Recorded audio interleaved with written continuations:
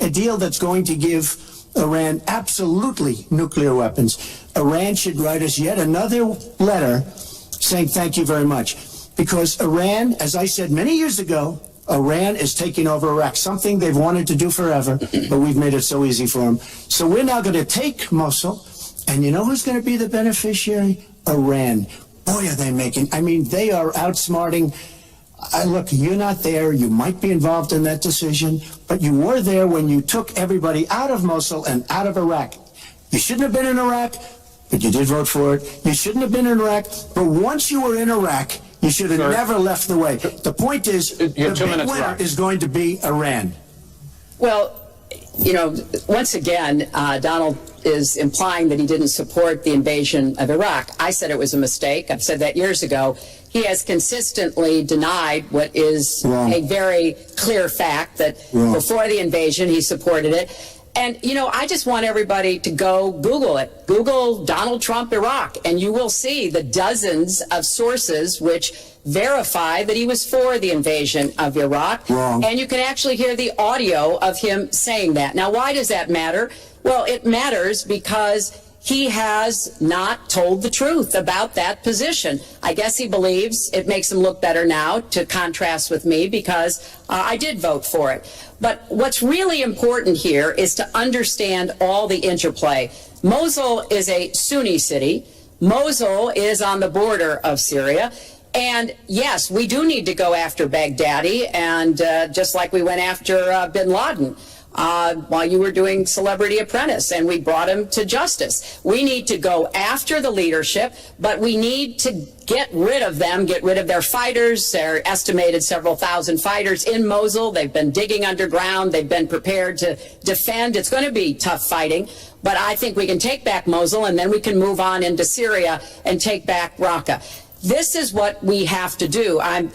I'm just amazed that he seems to think that the Iraqi government and our allies and everybody else launched the attack on Mosul to help me in this election. But that's how Donald thinks, you know. He always is looking for some Chris, we don't gain anything. He has all the Iran is taking over Iraq. Secretary Clinton. Iran is taking over Iraq. We don't gain Secretary Clinton. We would have gained if they did it by surprise. Wait. Secretary Clinton, it's an open discussion.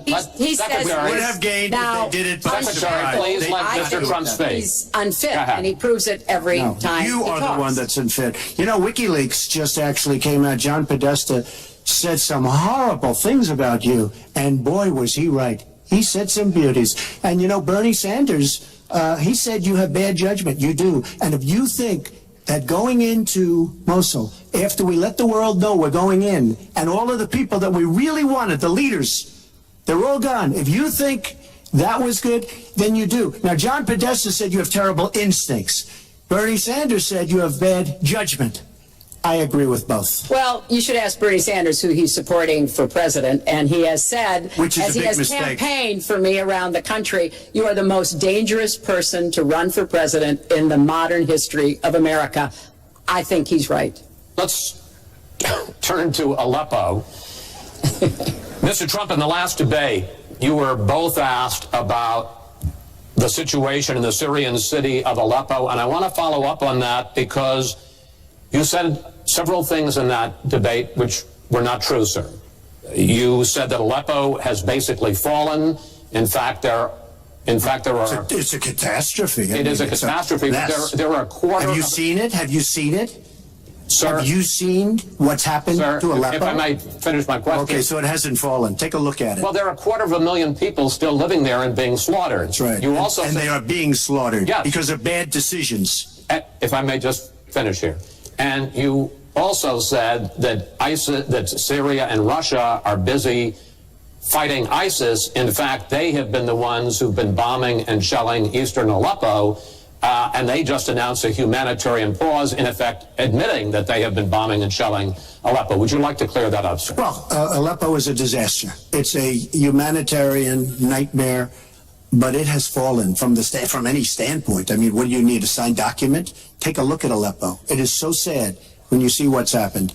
And a lot of this is because of Hillary Clinton, because what's happened is by fighting Assad, who turned out to be a lot tougher than she thought, and now she's going to say, oh, he loves Assad.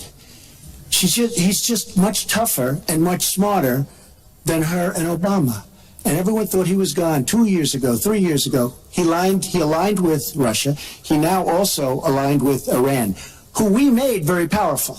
We gave them $150 billion back. We give them 1